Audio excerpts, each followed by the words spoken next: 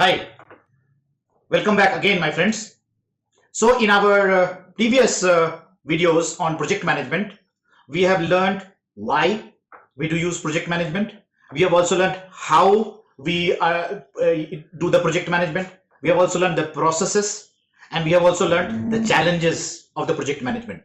So after we have developed basic understanding of project management, now in this video, let's move on to deploying this project management process, or rather integrating this project management process in a translation project. So I will cover two parts of this, and one part I will talk about integrating project management process for a translator, and in another part of video, or in next video, I will cover the translation agency's perspective, how we deploy translation management process in a translation agency. But before I move on to the video, I would like to request you to please subscribe to our channel, press the bell button, and stay tuned. If you have some feedback or you want us to prepare something more interesting for you, you can write to us in the feedback. We will certainly like to do something on that particular comment if feasible.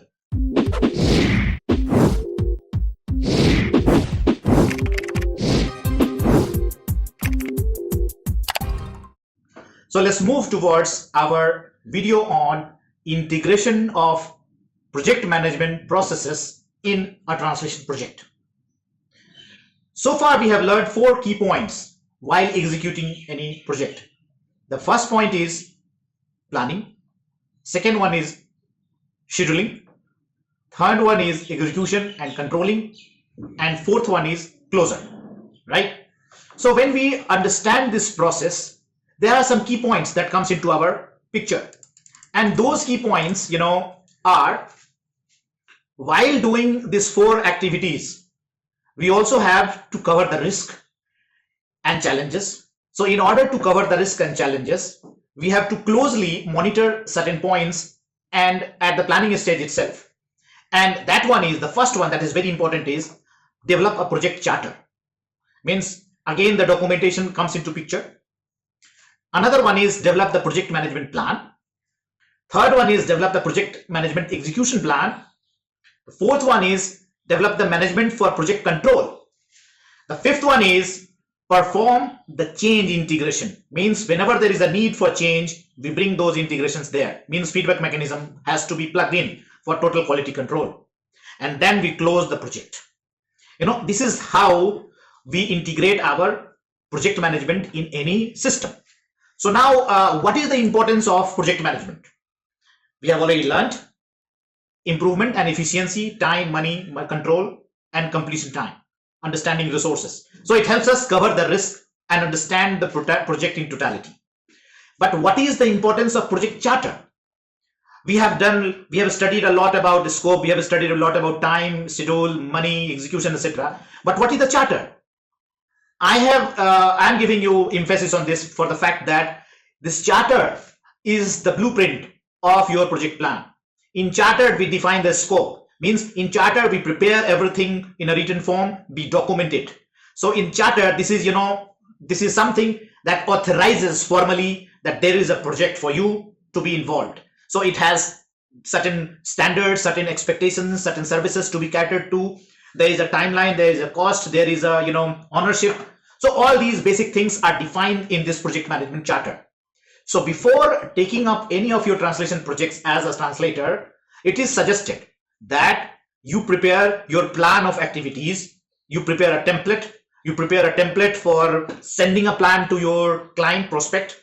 You also prepare non-disclosure agreement if needed, so that you can get the document in advance for understanding the scope of the activities and define your cost, and timeline properly. It helps your pre-preparation stages, So all these things are required. So use them. Prepare template or proposal. Prepare a template for non-disclosure agreement. Prepare a template even for billing. Many times you ask for advance. You have to prepare those. So if all these things are handy and ready with you, you will be able to respond to any client's requirements, inquiry, or needs immediately. Similarly, if you are all alone doing the translation, it's okay. As a part of project management, you can integrate, glossary management. You can also integrate quality control management. You can also integrate certain standards to be followed, and engage your client in planning a stage and in execution stage as well, because that creates a kind of co-creating work together, and involvement of your client in co-creating the project makes client happy and confident about what you are doing. So with this understanding, let's move on to a small, sketch, or I will say a graph that tells us how this cycle goes and how we can use it for our advantage. So look at this chart. Here, I have given the first point, and that is integration. So we are integrating our project management process in our plan of activity for translation, number one.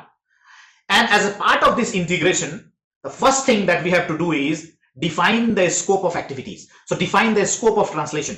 How many number of pages, how many number of words, what is the format in which you will receive the document, right? So even all these factors, define your time. They help you understand how much time it is going to take. So if you have proper understanding of the scope and its limitations and its boundaries, you are not bound to be tricked by some crooked people. Because many times you get feel that you have 10 pages, 10 pages could mean around 5,000 words, maximum 500 words. But many times that 10 pages may have, one page may have 1,000 words. That could mean 10,000 words. So there is a double the number of timeline, and that could mean double the cost. But many times you get tricked and you provide low costing and you run into trouble.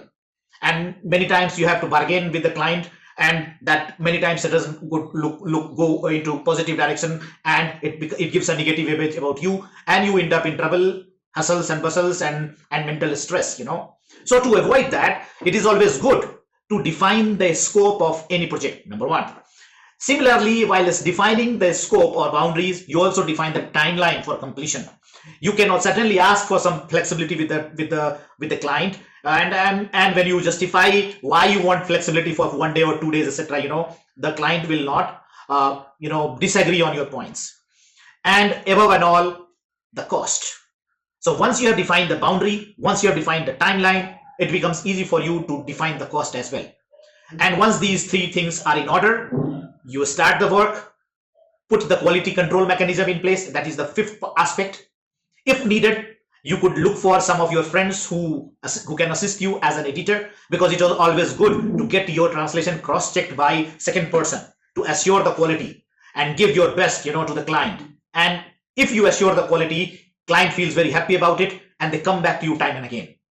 And if there is some confusion, and if you find something, which must be communicated to the client while doing translation, if you are not able to understand certain paragraphs or certain terms, and which is not available in any context or in any dictionary, you can certainly refer back to the client and ask for clarification. They are happy to help you out, because they also want good quality work, because it's a teamwork.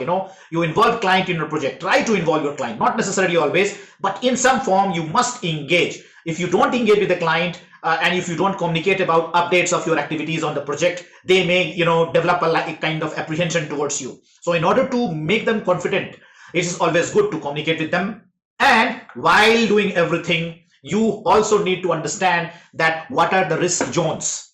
Many times there are some technical manuals. Many times there are certain technical tags when you are doing IT, tags. Many times there are certain, terms or locale or something global which may not be understood by you, which may be kind of misinterpreted. So in order to control your risk, you need to put those risk factors into your contract and ask for a cushion. And cushion it will be the client responsibility to clarify whenever is needed. Otherwise, client may expect you to work like a robot and give them, a turnkey project without intervention. And this approach, keeps you in risk zone always. So try to cover your risk, and if needed, and if you have already accepted the project and still you want to execute it because you should, then if needed, you can look for a domain experts also. And in order to hire those domain experts, you do procurement. That is what is called you enter into another contract with your translator or a team who helps you. So this way we are able to control our risk. With this way we are able to develop a kind of blueprint, and we are able to develop all these things must be documented. And over a period of time, when you keep repeating this activity and keep seeing on documents what were the negative points, what were the positive points, all these combined together help you again to improve. This is what is called continuous process of development that comes into quality control, which we will talk about it, in our later videos on quality control mechanism. So this is how things move as a translator, and as a project manager of your own project, my friends.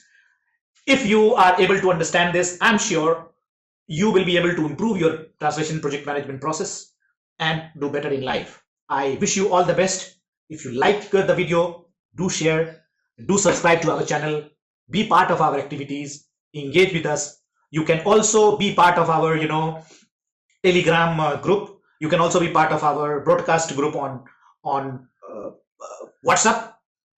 Follow us on Facebook, Twitter, YouTube. Hope to see you soon. Till then, goodbye.